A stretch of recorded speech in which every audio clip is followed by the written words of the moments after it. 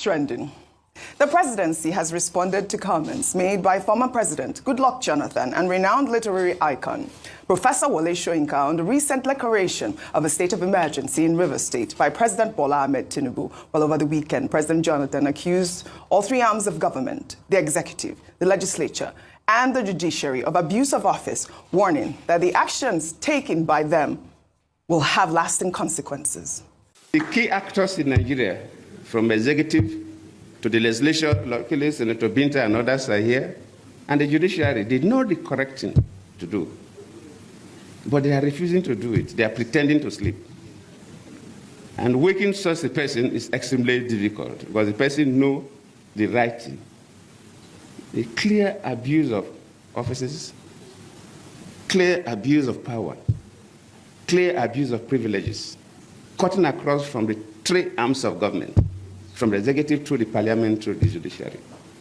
And I always plead with our people that whatever we do affects everybody.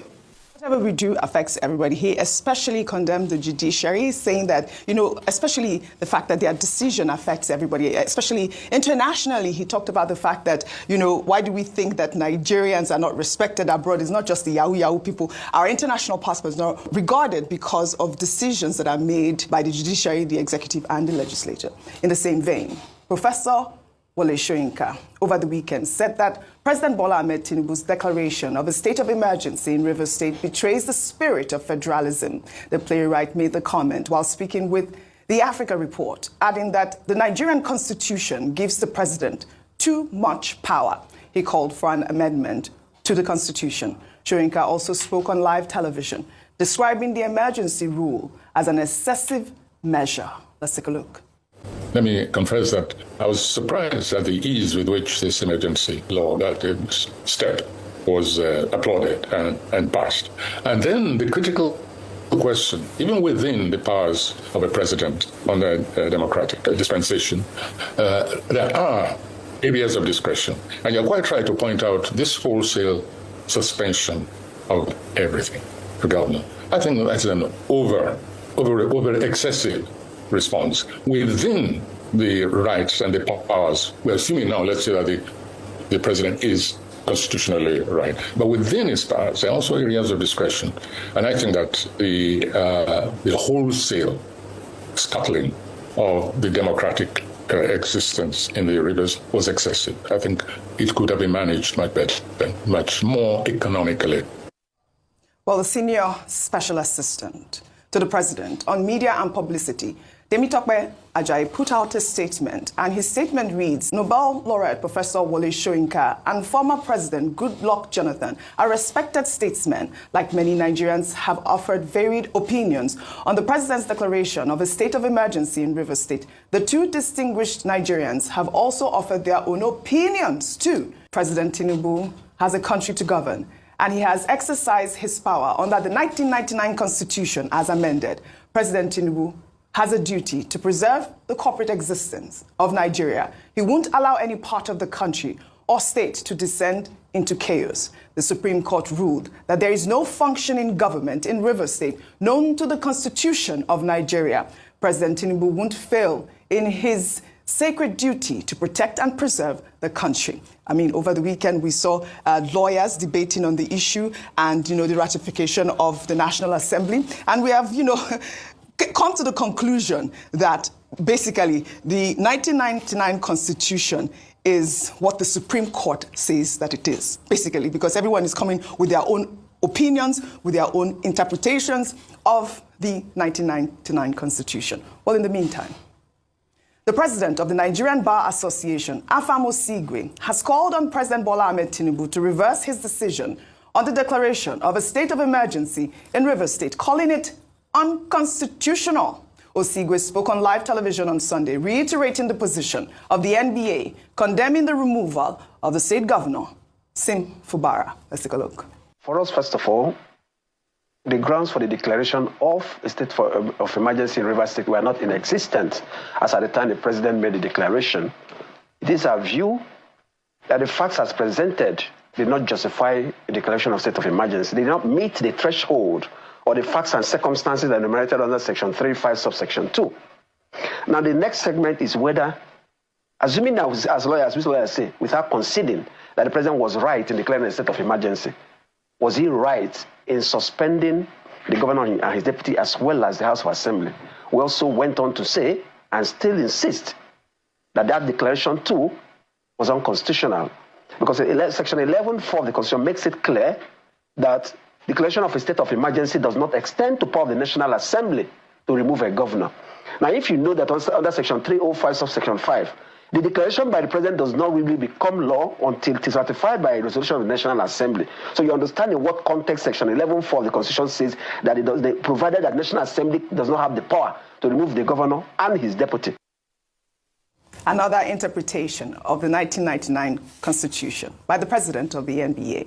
Meanwhile, the Socio-Economic Rights and Accountability Project has sued President Bola Ahmed Tinubu over what he calls the unlawful suspension of the Rivers State Governor, his deputy, and House of Assembly members. Serap wrote on X, breaking, "We've sued President Tinubu over the clearly unlawful suspension of FUBARA and Rivers lawmakers. The suit is brought by members of Serap Volunteer Lawyers Network in the state.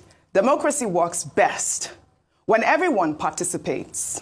In the same vein, governors under the People's Democratic Party have instructed lawyers to file a suit at the Supreme Court against President Bola Ahmed Tinubu to challenge the declaration of a state of emergency in Rivers State. The PDP governors from Bauchi, Adamawa, Bayelsa, Enugu, Osun, Plateau, and Zamfara states are that based on the provisions of Sections 1, 5, and 305 of the Constitution, the President of the Federal Republic of Nigeria has no powers whatsoever to suspend a democratically elected governor and deputy governor of a state in the Federation of Nigeria under the guise of or under the proclamation of a state of emergency in the state of the Federation by the President. FUBARA, however, is unable to join the suit because he would need authorization, according to reports from the current administration in Rivers State, which is impossible because the sole administrator reports directly to the president, who is being sued by the PDP governors. Dr. Abati, I know I heard you earlier talking about the fact that the governors should also react. We're seeing these new information here saying that the PDP governors are ready to go to the Supreme Court, which I applaud, because over the weekend I read somewhere that the Nigeria's Governors Forum are deciding to stay silent because they don't want to pick a side. But it's good to see that the PDP governors are going to the Supreme Court. Before I come to you, Dr. Abati. Meanwhile, a 2023 video showing a former governor of Lagos State, Babatunde Raji Fashola, narrating how President Bola Ahmed Tinubu fought to restore a former governor of Oyo State, Rashidi Ladoja, who was impeached by Oyo State legislators and forced out of office in January 2006, has surfaced online. Well, Fashola described Tinubu as a champion of oppressed people who made moves to ensure that a sitting governor was not left impeached. Let's take a look. When Governor Ladoja was removed as governor in Ibadan by an apparently illegal impeachment process, it was to Lagos that he came, and I know, and I will say no more about that part. He said, just bring your constitution, bring your law books, I need you to research something for me. When I got there, what he said to me was, are we just going to fold our hands and let a governor in Nigeria be impeached and nothing will happen? And I said, but he's in opposition, it doesn't matter. What can we do? Call your colleagues. And it was in his house, in that body law, that a group of us lawyers sat down, prepared the court documents, and it was that case that went all the way to the Supreme Court. And Ladoja was returned back to office before he finally lost in the re-election. That wasn't his cause. That was an opposition governor. But that is the man, the champion of oppressed people.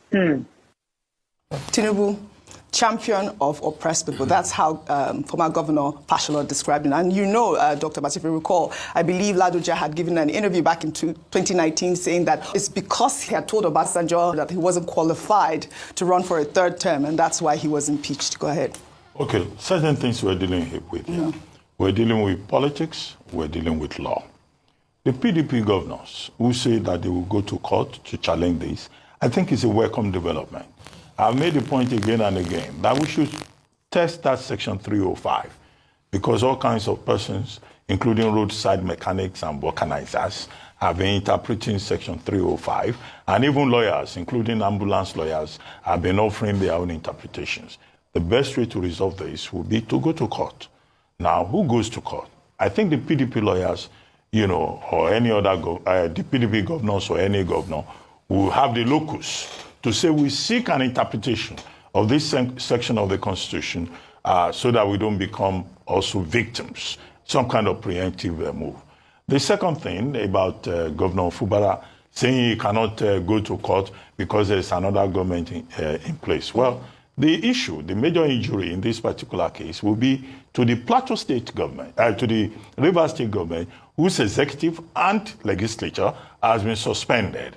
So he is on his own now saying he doesn't have the locus to go to court. But he can also go to court to assert his own fundamental human rights. And say that his rights as the elected governor of the Rivers State people have been violated. Yes. So if he says it's only the state that can go to court, that is not true. He may be referring to Plateau State government versus Attorney General of the Federation, in which the Supreme Court decided the matter on the grounds of technicalities. But his own rights have been violated by the President of Nigeria and the federal government. And he can also seek an interpretation.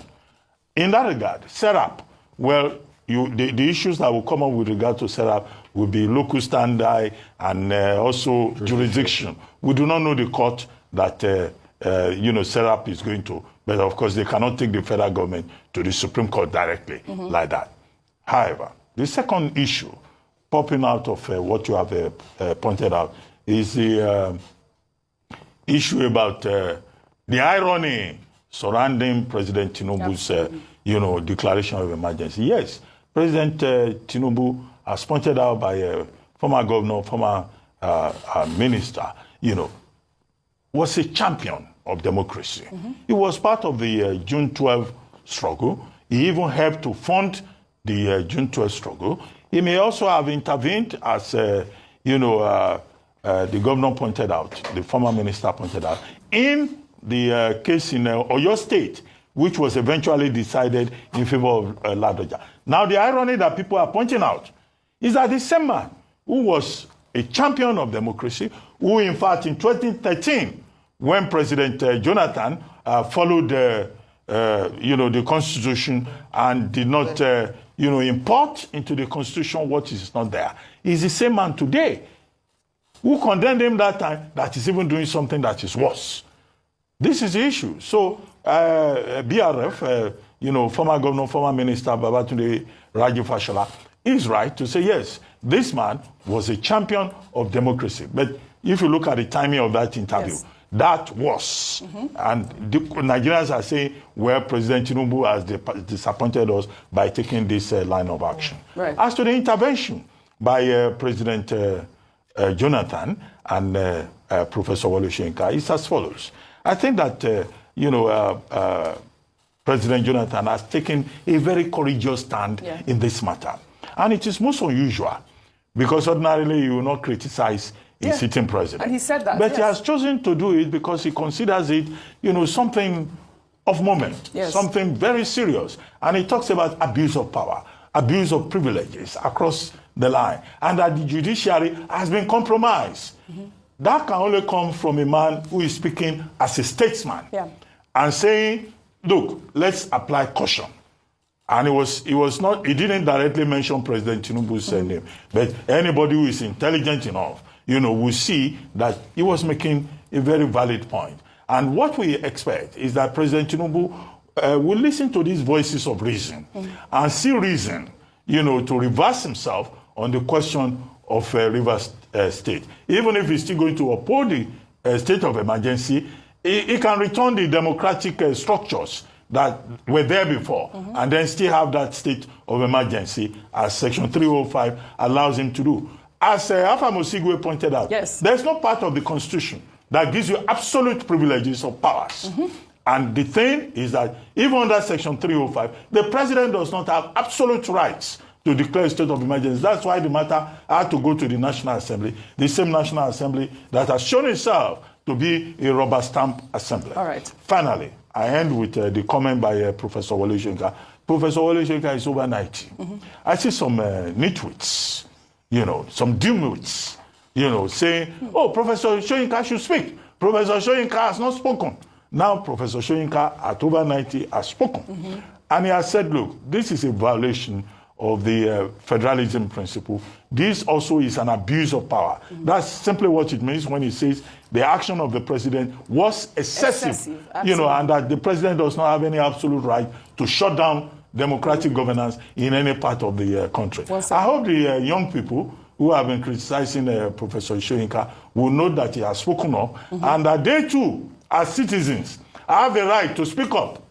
And that we should not leave it to, people who are nearing 100 years of age, while young people are just, dropping the ball. And that's why I think the young persons in the PDP, the PCPDP, professionals, concerned professionals in the PDP, they have acted right also in condemning this. All right. Well, let's take more reactions. I read a back page column of Simon Kolawole on This Day newspapers yesterday, and I'll read an excerpt of it. He titled it, "Ladies and Gentlemen, It's All Politics."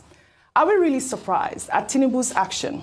He's a godfather himself and has quenched every rebellion in Lagos, including the recent attempt to remove the speaker without his approval.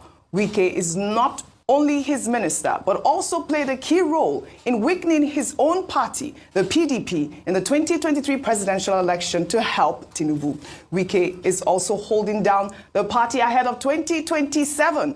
So there are no prizes for guessing why Tinubu is in his corner.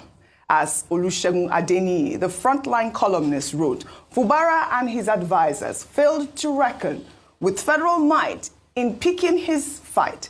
In the words of Bolaji Abdullahi, the former youth and sports minister, Nigeria will always defeat you. And I wanted to just pull up this picture of the day, that has been trending. And it's a picture here with the caption, "Shutting down democracy, one state at a time." And we see President Tinubu there. I think this is posted by Asukwo. Is the cartoonist of Business Day. Yeah. I mean, quite apt, really, quite apt. That's the picture of the day. Well, another reaction that trailed the story is a video showing the Minister of the Federal Capital Territory, Nyesom Wike, threatening to cause political crisis in the state of any governor who tries to interfere in the affairs of the People's Democratic Party in Rivers State. Wike made the comment in Port Harcourt at the PDP Secretariat during the party's state congress in August 2024. Let's take a look. I hear that there are some governors, who say they will take away the structure and give back to somebody. I pity those governors because I'll put fire in their state. When God has given you peace, you say you don't want peace. Then whatever you see, you take. Prepare, because I have the capacity to also do the same thing in your own state. Whether you are from Bauchi, I don't give a damn. Whichever state you come from, as far as I know that you are trying to put yourself in River State, your hand will get burnt. And you will never sleep in your state. You will never do governance again. You will see political crisis. As far as PDP is concerned. All right, here is FCT Minister here, Nyesom Wike, and that video was trending because, one of the reasons that the president gave was that the imminent danger was, whether or not FUBARA was threatening violence in the state and encouraging the young people to blow up pipelines. But we see sitting minister here, threatening fire and brimstone, threatening to cause political crisis in the states of any governor that is trying to interfere in the rivers crisis. Now, this is to the PDP governors who have now gone to the Supreme Court. Be careful of, Governor Wike, because he had threatened before, and I don't know what that threat means.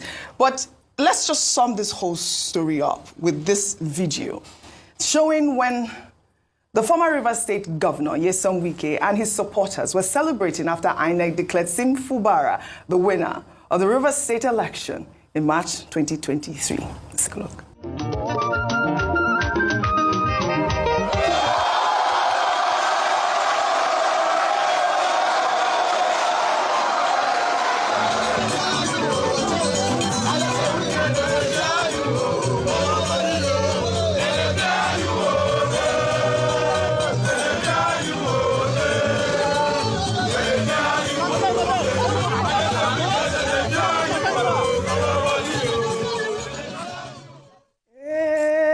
Then they fear you, oh, WIKE, they fear you. I mean, that was then. You saw FUBARA there, basically prostrating, thanking, the almighty WIKE at the time. When the going, it's going good. Oh, I like that song. Every people, we call your friend. Yes, I like that song. I will always sing.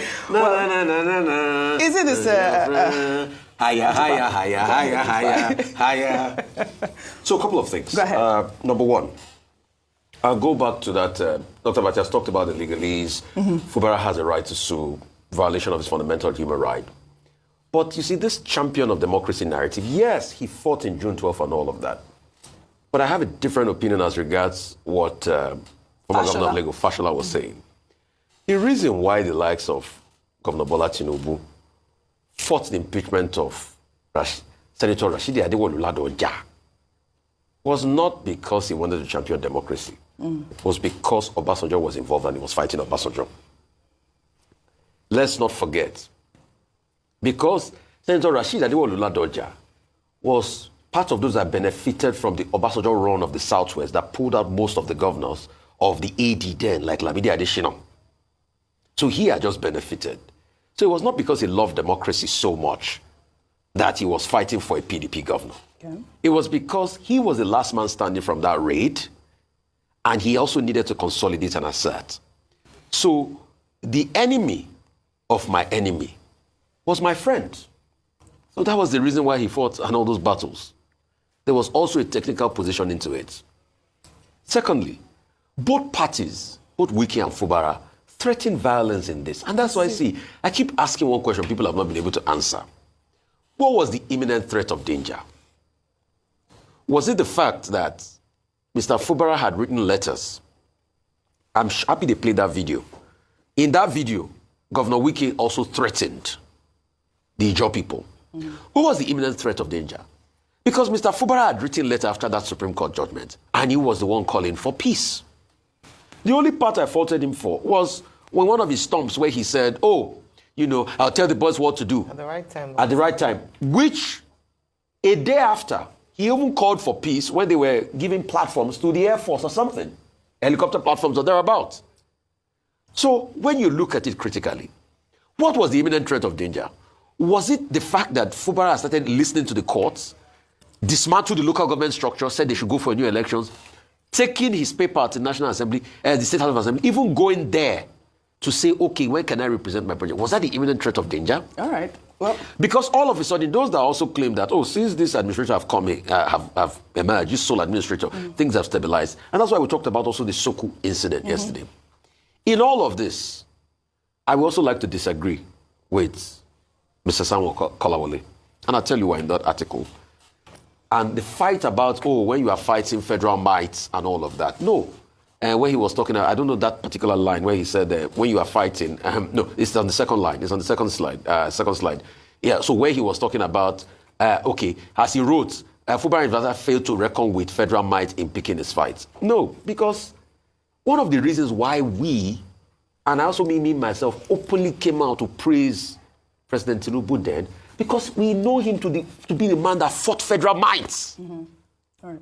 All these things Chief Olusegun Obasanjo planned with federal might then in the Southwest. He was the only one that outmaneuvered Olusegun Obasanjo. Right. That's what we know. So we've had it's called the last man standing. The last man standing, the lion of Bodilon, Jagaban Baba. All right. Well, and that's why we praised him to the high heavens there. But it is sad that all the things he fought against, he has now negated today, and that's why we are also calling him out. FUBARA stand up as a man. All right. Stand up as a man. Well, let me answer some questions that you asked, and this is some questions that we have had conversations about. FUBARA. Like FUBARA? How old is FUBARA? Let him stand up as a man. You are asking about the imminent threat of danger. Yeah. Some people might argue that it is because there was a threat to federal installation, which is, the gas pipelines, which, imperils on the Nigerian economy, which is fueled by oil and gas. So that's one of the arguments, thereof. But before I come to you, Ayomide, we have seen that Governor Sim FUBARA has made his first public appearance since his suspension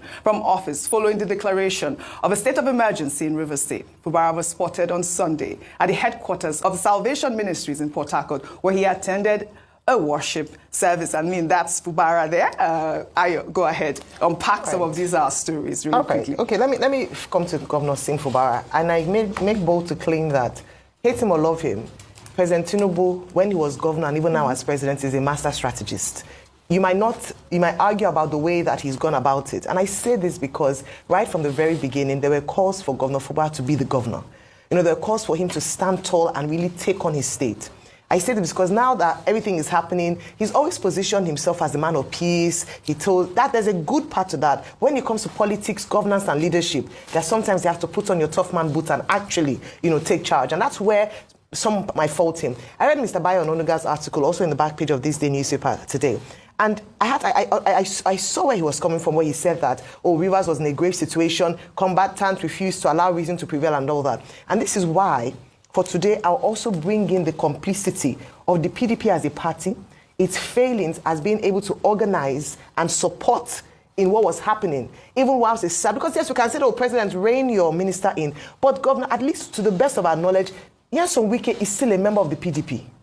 Governor FUBARA is a governor of the PDP. Why couldn't the PDP internally sort out their issues? Because when you don't, and that's what we said, a party divided against itself or a family cannot stand.